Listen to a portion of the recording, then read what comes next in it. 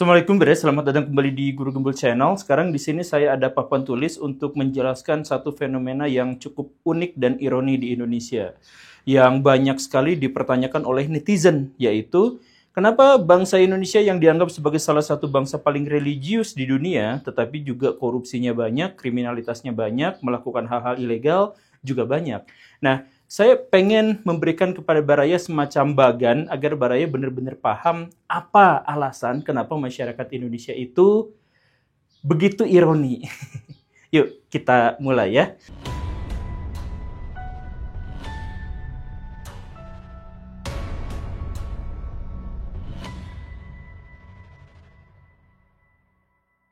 Jadi gini Baraya, masalah utama dari bangsa Indonesia itu dimulai dari alam. Yaitu apa? Tercukupinya kebutuhan pokok. Nah, masalah utama dan menjadi pangkal dari semua masalah moral di Indonesia itu adalah tercukupnya kebutuhan pokok. Jadi ini dilihat dari peristiwa-peristiwa dan fenomena di masa lampau. Jadi mau makan karena alam sudah menyediakan sumber daya yang sangat memadai, maka dia makan. Mau minum, tinggal minum. Jadi hampir tidak ada perjuangan di situ. Nah, karena tidak ada perjuangan untuk bisa memenuhi kebutuhan hidup, maka dari tercukupinya kebutuhan hidup ini, masyarakat kita itu akan menghasilkan beberapa penyakit. Yang pertama, itu adalah malas untuk bekerja. Yang kedua, malas untuk mikir.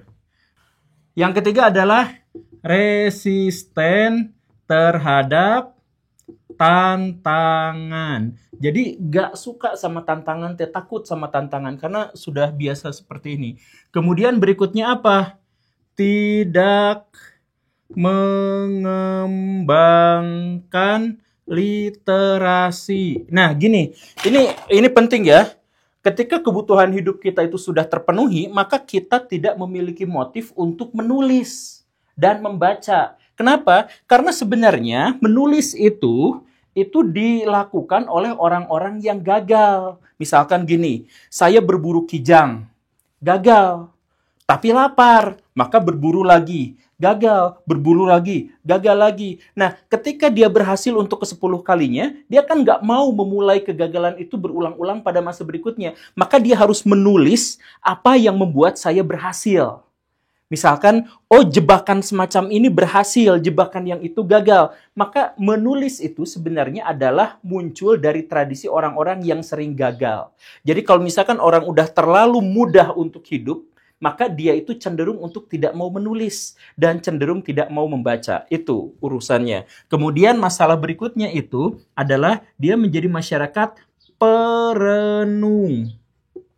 Ini sebenarnya memunculkan kreativitas karena tidak banyak waktu yang dia habiskan untuk memenuhi kebutuhan hidup, maka sebagian besar yang dia lakukan itu adalah ngelamun, merenung, berpikir, berfilosofi, dan hal-hal yang semacam itu. Nah, ini adalah 5 hal mendasar ketika masyarakat itu kebutuhan hidupnya sudah terpenuhi.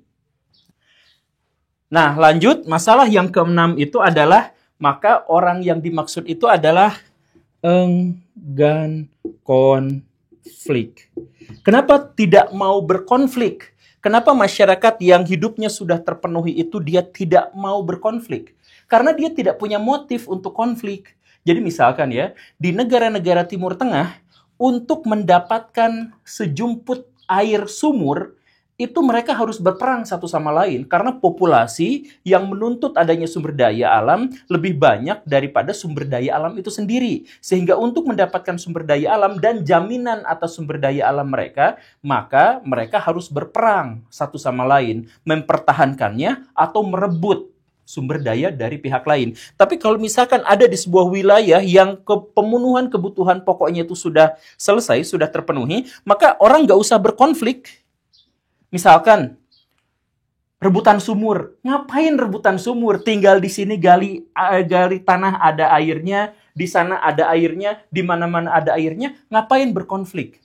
Mau makan kijang, kijangnya tersedia dalam jumlah yang banyak. Mau makan buah-buahan, buah-buahan tersedia dengan banyak. Nah, karena tersedia dengan jumlah banyak, maka orang-orang ini tidak mau berkonflik. Nah, ini sebenarnya adalah kriteria watak paling mendasar bagi masyarakat Indonesia. 1, malas bekerja. 2, malas mikir. 3, resisten terhadap tantangan. Kemudian berikutnya, tidak mengembangkan tradisi menulis, tidak mengembangkan tradisi membaca. Dalam sejarah kita sedikit sekali tulisan terkait dengan masa lalu kita kan. Nah, kemudian kita adalah tipologi manusia yang perenung dan kita adalah makhluk yang enggan berkonflik. Dan semua itu muncul dari budaya masyarakat Indonesia yang ditopang oleh sumber daya alam yang sangat melimpah. Nah, masalah dari sini apa? Kita lanjut. Nah, ini tentu saja belum selesai Baraya karena anak-anak karakternya masih banyak. Malas bekerja ini nanti beranak lagi. Menjadi apa? Ketergantungan atau senang dijajah. Senang ketergantungan atau dijajah itu adalah bahwa kita tuh relatif tidak memiliki inisiatif untuk melakukan sesuatu. Mau melakukan ini, terserah aja. Mau melakukan itu, terserah aja. Karena seperti itu, maka masyarakat kita itu sepanjang sejarahnya memang relatif tidak suka menjajah bangsa lain, tapi sukanya dijajah sama bangsa lain. Kenapa bangsa Indonesia sampai sekarang tidak dijajah sama bangsa lain misalkan? Cuman dulu aja dijajahnya. Ya karena sekarang setiap ada orang Cina nyuri batu bara dari Indonesia, orang Amerika nyuri nikel dari kita, semuanya kita biarkan saja. Ya terserah Bapak aja. Makanya bangsa kita itu menjadi bangsa yang terjajah. Karena apa? Karena malas bekerja. Selain itu, kalau misalkan yang dari sini, yang nomor 2, malas berpikir, itu menghasilkan apa? Menghasilkan kita itu tergantung pada pikiran orang lain. Gantung pada pikiran orang lain. Nah, jadi kalau misalkan Baraya berdebat, misalkan ya, kebanyakan masyarakat Indonesia kalau berdebat itu adalah pada akhirnya, tuh kata si Ustadz Anu juga gitu, kata si profesor itu juga kayak gitu. Jadi mereka itu sangat takut untuk mengeluarkan pikirannya sendiri. Bahkan ketika memperlihatkan pikirannya sendiri itu dihujat. Makanya kita itu memang relatif inferior terhadap pemikiran-pemikiran kita sendiri. Kita tuh bahkan dipermalukan kalau misalkan kita punya pikiran sendiri. Kita tuh harus mengutip, melihat, mengambil orang lain. Dan karena itu, maka budaya kita dalam hal ini juga adalah budaya menghafal. Nah, budaya menghafal ini juga sebenarnya cocok dengan ini. Karena kita tidak mengembangkan literasi, kita itu tidak terbiasa untuk menulis dan membaca, maka kita itu terbiasa untuk menghafalkan pendapat orang lain. Makanya salah satu hal yang sangat unik di Indonesia itu apa coba Baraya? Kalau misalkan di negara-negara yang sudah maju, yang sudah mapan, untuk menakar kecerdasan seseorang, maka orang itu misalkan dinilai dari inisiatifnya, kreativitasnya, hasil karyanya, kemampuan dia dalam menulis, kemudian bagaimana cara dia mempengaruhi orang lain, dan sebagainya. Itu disebut sebagai karakteristik kecerdasan. Nah, di Indonesia, orang disebut cerdas tuh kalau apa? Kalau hafalannya banyak. Kalau dia mampu menghafal teks dalam jumlah yang banyak. Bahkan di sekolah-sekolah diajarkan menghafal. Padahal menghafal itu sebenarnya adalah level terendah dalam berpikir. Tapi kecerdasan di Indonesia dihitung dari hafalannya. Benar kan seperti itu? Nah, ini menghasilkan hafalan dari sini ya. Ini jadi tidak mengembangkan literasi dengan tergantung pada pikiran orang lain, menghasilkan pemikiran hafalan. Kemudian resisten terhadap tantangan berarti apa? Dia tidak mau inovasi. Nah, inovasi di Indonesia itu dicoret. Jadi kalau misalkan kita punya pemikiran baru, wawasan baru, gagasan baru, produk baru, itu dicemoohnya habis-habisan bisa sampai kita tuh gagal untuk berinovasi. Coba Baraya misalkan punya ide, punya pikiran yang itu dianggap sebagai satu solusi bagi masalah. Ketika Baraya menceritakan itu kepada pihak lain, ada potensi Baraya itu dibully sampai akhirnya Baraya menganggap bahwa pola pikir Baraya itu salah, sampai akhirnya Baraya berpikir bahwa solusi yang saya tawarkan itu absurd gitu. Dihujatnya tuh mati-matian. Karena apa? Karena kita itu resisten terhadap tantangan. Kita itu takut banget terhadap sesuatu yang baru. Kita itu takut terhadap sesuatu yang relatif tidak mapan gitu. Kalau menentang kemapanan itu kita tuh dianggapnya aneh gitu. Nah, kita lanjut lagi ya. Nah, karena perenung kita itu menjadi penghayal. Benar kan? Nah, kita tuh ngayal terus. Nah, karena di sini kita nggak mau berkonflik. Nah, karena kita tidak mau berkonflik, maka kita itu relatif jadi munafik. Munafik itu maksudnya apa? Kita, nah ini ditambahin lagi ya. Kita membiarkan kejahatan. Nah ini udah mulai parah. Ini karakter kita kan. Jadi kita tuh nggak mau konflik. Kan ini ya. Masyarakat kita itu adalah masyarakat yang pemenuhan kebutuhan pokoknya semuanya sudah terpenuhi. Dan akhirnya enggan konflik. Karena tidak mau konflik. Jadi, oi kita kesini yuk. Oh iya, sok aja duluan. Insya Allah saya kesana. Nah, insya Allah kesana tuh sebenarnya apa masyarakat Indonesia tuh? Artinya tuh gak mau gitu. Tapi karena kita takut menyakiti orang lain, nggak enakan sama orang lain, maka kita bilang, sok aja insya Allah duluan gitu. Jadi bahkan istilah-istilah sakral dalam agama pun kita rusak maknanya. Yang awalnya insya Allah itu adalah saya pasti kesana kecuali Tuhan menghendaki hal yang tidak begitu, itu dirubah menjadi insya Allah tuh artinya ya bisa iya bisa enggak, kan kayak gitu kan. Nah ini karakter kita, dan karena karakter kita akhirnya menjadi munafik, menjadi hipokrit yang seperti itu. Nah ini yang lebih buruk lagi, kita membiarkan kejahatan. Ada motor gerung-gerung di depan, gung. Kita mau ngomongin dia di belakang, tapi di depan kita nggak mau negur, padahal itu jelas salah. Ada misalkan orang yang kebut-kebutan di jalan, daripada kita menegur dia, mendingan kita bikin polisi tidur. Jadi di gang-gang di Indonesia tuh nggak nyaman. Karena di mana-mana polisi tidur. Bahkan banyak di antara masyarakat Indonesia nuntut kecamatan, nuntut lurah untuk jalan ini diaspal, jalan ini dibeton, jalan ini di hotmix, biar enak. Setelah jalan itu mulus, lancar, dikasih polisi tidur. Ya, jadi buat apa dia minta gitu? Buat apa dia minta untuk jalannya dipermulus, tapi pada akhirnya harus digarinjulin lagi. Tapi alasannya kenapa harus digarinjulin seperti itu? Karena masyarakat tidak berani sama sekali untuk menegur orang-orang yang melanggar. Jadi akhirnya apa? Kejahatan dibiarkan. Nah, kita lanjutin. Enggan berkonflik juga sebenarnya ini adalah karakteristik dari penakut. Nah, betul kan? Jadi masyarakat Indonesia itu penakut sebenarnya. Dari mana kita bisa lihat masyarakat Indonesia itu penakut? Ya dari betapa enggannya mereka untuk berkonflik dan rela untuk membiarkan kejahatan demi mencari aman. Nah, penakut ini juga menghasilkan apa? Menghasilkan kalau dikaitkan dengan malas mikir dan malas kerja. Nah, ini menghasilkan apa? Coba, penakut dan malas mikir, malas kerja. Itu menghasilkan apa? Cari zona aman. Tujuan untuk bekerja masyarakat kita itu sejak awal sudah salah. Yaitu apa? Mencari zona aman. Coba, kenapa Baraya misalkan gini ya, ada orang yang rela menjual sawahnya, harta bendanya, rumahnya, sampai akhirnya terkumpul uang 500 juta. Terus dipakai nyogok buat jadi PNS. Padahal kan PNS gajinya nggak sampai segede gitu. Atau nyogok jadi polisi. Kenapa seperti itu? Kenapa rela mengorbankan uang yang sebegitu besarnya? Karena mereka pengen masuk zona aman. Jadi kerja tuh sebenarnya bukan untuk bekerja. Tapi malas kerja ditambah dengan penakut. Jadi akhirnya saya rela mengorbankan semuanya demi jadi PNS. Sebab kalau jadi PNS itu zona aman.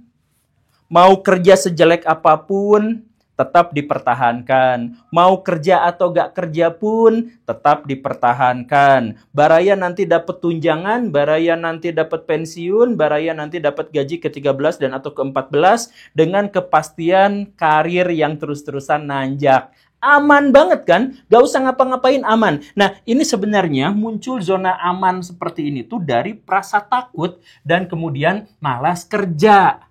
Nah, dari zona nyaman ini, ketika dikaitkan dengan penghayal, dikaitkan dengan kemunafikan, maka hasilnya apa, Baraya? Korupsi.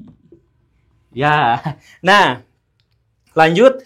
Kita balik lagi. Kita tergantung, kita senang sama dijajah. Kita juga senang sama pikiran orang lain, bukan pikiran kita sendiri. Maka akhirnya apa? Ini kita menjadi bangsa yang berkelompok.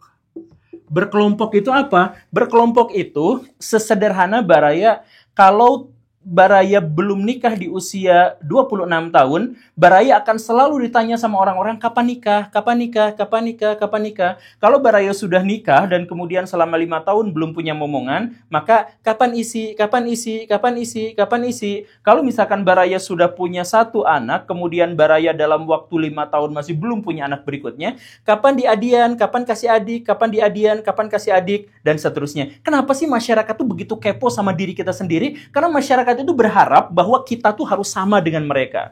Bahwa di antara masyarakat itu gak boleh ada yang terlalu tinggi sehingga jadi objek iri dengki, dan gak boleh ada yang di bawah sehingga menjadi langsung berurai air mata dan takut. Pokoknya mah pengen sama rata, pengen berkelompok aja masyarakat kita itu.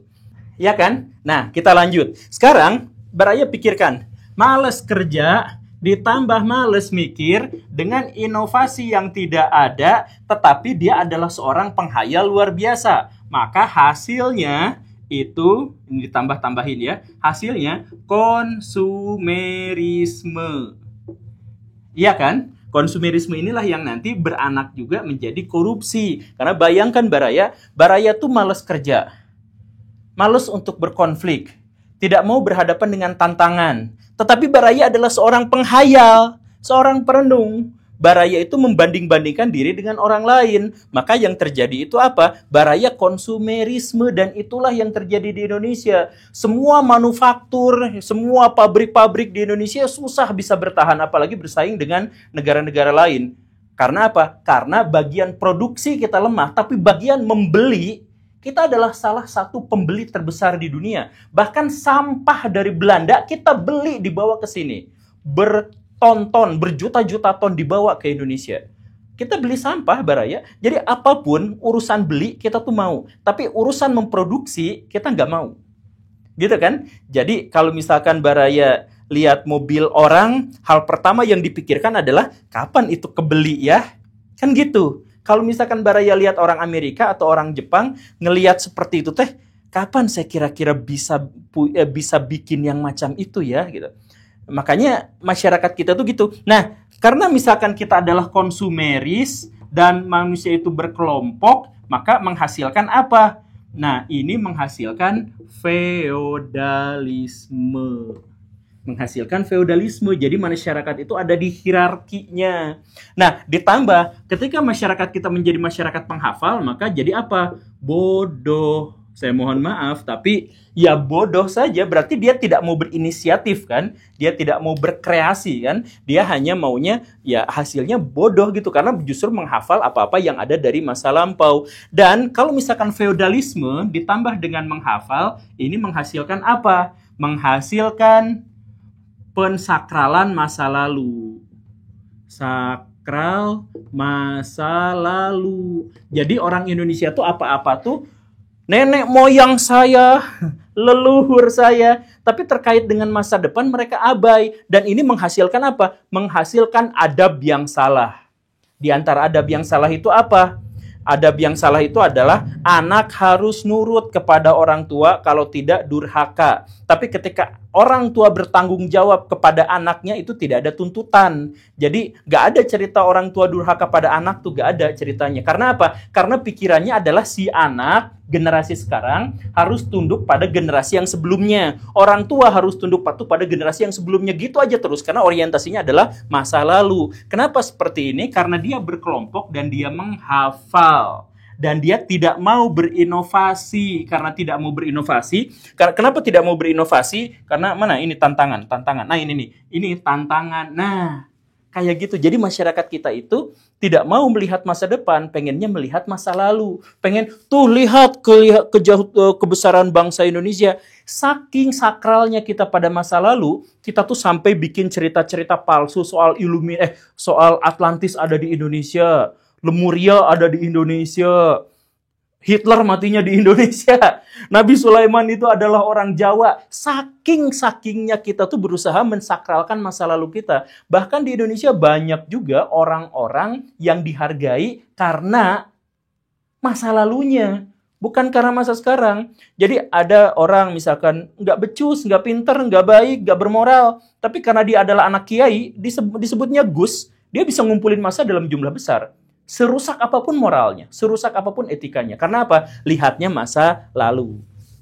Lanjutkan, terus ini, kita tergantung pada pikiran orang lain, kita tidak terbiasa untuk berinisiatif, dan kita itu adalah orang yang tidak jujur. Orang yang mana nih? Yang munafik ini ya. Kalau misalkan ini disatukan dengan kesini, ini inovasi juga dicoret, disatukan ke sini, maka menghasilkan apa? Kebiasaan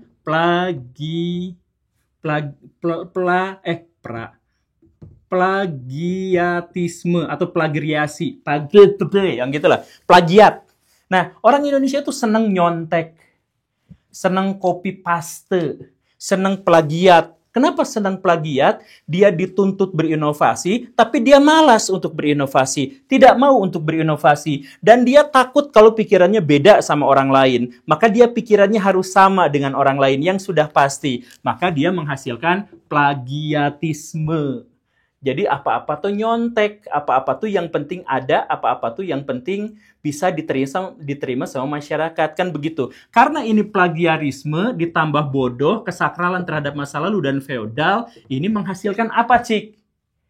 Ini menghasilkan kepalsuan formalitas. Udah palsu, formalitas lagi. Kan kemarin ada penelitian dari orang-orang di luar negeri. Orang Indonesia, pejabat-pejabat di Indonesia, kalau mau rapat tuh, isinya gak ada. Memberitakan hal-hal yang sudah lalu, ya pokoknya mak, yang penting selesai. Coba lihat anak-anak di sekolah di Indonesia. Kalau dia disuruh ngerjain tugas tuh, dia cuman, Pak, tuh Pak ini terima, tuh Pak, kan yang penting mah udah ngerjain gitu. Yang penting udah ngerjain, yang penting formalitas. Di Indonesia ada pemilu, demokrasi. Demokrasi itu yang penting formalitas. Isinya kan orang-orangnya itu aja, punya keluarga, itu aja, punya dan sebagainya gitu.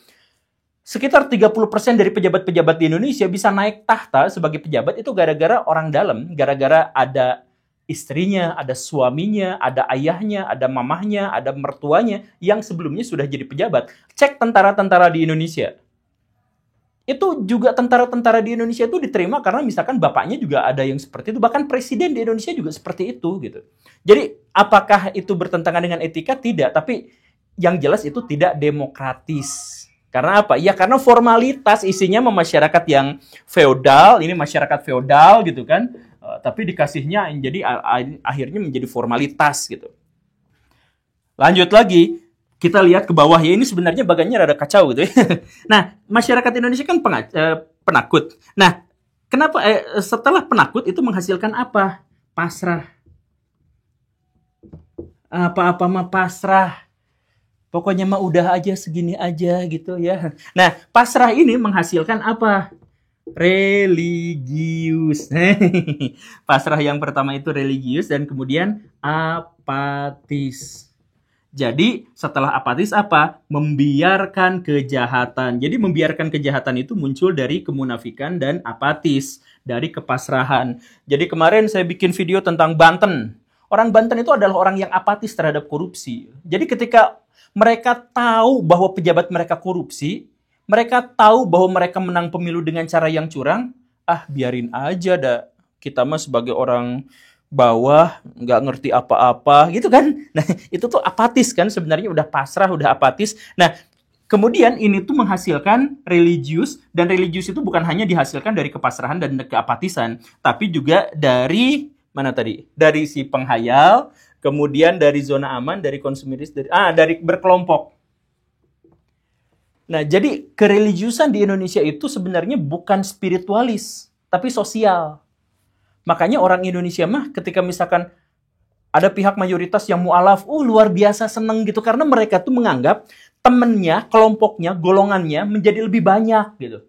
Kalau misalkan ada yang murtad, udah biarin aja deh, kita nggak butuh mereka gitu. Karena mereka menganggap religiusitas itu adalah bagian dari mental kawanan gitu. Bagian dari, kelompok saya banyak, aduh kelompok saya sedikit, gimana dong saya terancam gitu kan. Jadi religiusitas itu muncul dari rasa berkelompok, feodalisme, dan pasrah terhadap realitas. Nah, religius ini akhirnya kita menemukan ada korupsi di sini, tapi masyarakatnya religius. Kok bisa seperti itu? Ketahuan. Lihat ini. Ini di sini bodoh. Masyarakat kita dari sini ya. Dan ini senang dijajah. Senang dijajah dan bodoh itu pada akhirnya menghasilkan kemiskinan. Nah, masyarakat kita itu adalah masyarakat yang miskin. Dan dari kemiskinan itu muncul apa? Kemiskinan ditambah dengan penghayal. Ini hasilnya adalah playing victim. Jadi ketika dia salah, dia gagal, dia nyalahin orang lain. Pertandingan bola, tim kita kalah. Gak bisa, wasitnya yang salah. Indonesia gak maju-maju. Ini Amerika Serikat yang bikin masalah. Ini Yahudi laknatullah alaih yang salah. Ini gara-gara Cina. Jadi kalau misalkan kita gagal, kita tuh salahin pihak lain dan kita menganggap bahwa diri kita itu adalah korban. Korban dari setiap hal, korban dari kejahatan. Ya kayak gitu kan, itu pikiran dari masyarakat kita. Sekarang kita tambahin. Konsumerisme itu berarti boros kan? Menghasilkan kemiskinan. Korupsi menghasilkan kemiskinan. Kemudian apatis menghasilkan kemiskinan. Kebodohan juga menghasilkan kemiskinan. Plagiarisme. Nah, sekarang udah miskin, bodoh, penuh kepalsuan, formalitas, feodalisme, dan religius. Coba bayangkan, ini udah miskin, udah bodoh, udah feodal, udah mensakralkan masa lalu, udah semuanya, tapi masih religius. Jadi gimana dong? Akhirnya religiusitas kita, agama kita itu dirusak. Nah, masyarakat kita merusak agama kita. Jadi kalau misalkan kita belajar agama di Indonesia, kita tuh relatif nggak belajar agama. Kalau misalkan kita belajar, belajar agama ya, misalkan kita tuh belajarnya itu adalah tentang bagaimana caranya tunduk patuh pada pemuka agama. Itu bukan belajar agama, Baraya, itu belajar feodalisme. Gimana belajar agama tuh? Belajar agama tuh ketika kita miskin dikasih wirid ini. Itu bukan agama, itu mah bagian dari kebodohan, dari kesakralan masa lalu, dari feodalisme dan sebagainya. Jadi kalau misalkan Baraya belajar agama di Indonesia, itu diajarinnya adalah sesuatu yang berhubungan dengan ini semua, tapi tidak berhubungan dengan agama. Dan agama sekarang tidak dikenali lagi. Makanya misalkan gini, agama itu mengajarkan kejujuran, kita nggak jujur. Agama kita mengajarkan welas asih, kita gontok-gontokan, ribut-ributan. Ajaran agama mengajarkan kepada kita, misalkan tidak boleh menghujat satu sama lain, kita menghujat. Agama itu mau mengharuskan kita bersatu padu dalam satu kesatuan, kita nggak bersatu padu gitu. Jadi semuanya itu dimulai dari sini. Nah, kalau misalkan Baraya cek, ini sebenarnya belum semua, tapi saya mohon maaf, ini papan tulisnya sudah habis. Tapi kalau misalkan kita cek, ini balik lagi ke sini. Ternyata masalah utama kita itu bukan dari kesalahan kita sendiri, tapi dari tercukupinya kebutuhan pokok kita karena kita hidup di masyarakat, kita hidup di sebuah iklim yang sangat-sangat nyaman. Benar gak seperti itu? Tidak juga. Sebenarnya banyak negara-negara di dunia yang hidupnya sudah terpenuhi sejak awal karena ada di iklim yang sangat baik. Tetapi yang menjadi masalahnya itu adalah kita tidak mau menentang ini semua. Mereka mau menggores ini semua tuh, mengganti ini semua tuh mau. Tapi kita tuh nggak mau gitu. Makanya sekali lagi nih, ini saya ngajak sama Baraya semuanya ya. Berani nggak Baraya mikir sendiri? Berani nggak Baraya berpendapat sendiri? Berani nggak Baraya bertindak sendiri? Kalau Baraya mau melakukan seperti itu, negara kita maju. Tapi masalahnya, ya jangan atau kita harus lihat si itu dulu. Ya harus kita tuh berkelompok gitu. Kita tuh takut untuk berbeda, karena berbeda itu dibully gitu. Kenapa kalau berbeda itu dibully? Ya karena kita itu yang tadi itu mana? Kita tuh senang dijajah dalam pemikiran, dan kita tuh tidak mau berinovasi. Kita itu takut berbeda, kita tuh senangnya berkelompok. Nah, makanya Baraya lawan semua itu. Tentang semua itu, ganti itu semua. Baraya harus mandiri secara intelektual, kemudian dari situ Baraya mandiri secara finansial, dari itu kemudian berikan kemanfaatan sebesar-besarnya kepada umat manusia, lalu didiklah mereka agar tidak menjadi seperti ini. Kita akhirnya agamanya rusak, kita akhirnya menjadi feodal dan sebagainya, jadi bodoh gara-gara ini. Makanya hancurkan ini semua, Baraya. Jangan salahin ini, karena kalau begini berarti playing victim juga kan. Ini semuanya bisa dihancurkan bukan dari ini yang dioprek-oprek, tapi dari mana? Dari pendidikan terhadap diri dan kepada orang-orang terdekat kita. Kalau bisa, terhadap orang dalam skup jangkauan yang jauh lebih luas. Terima kasih karena sudah menyimak. Saya Guru Gembul. Assalamualaikum warahmatullahi wabarakatuh.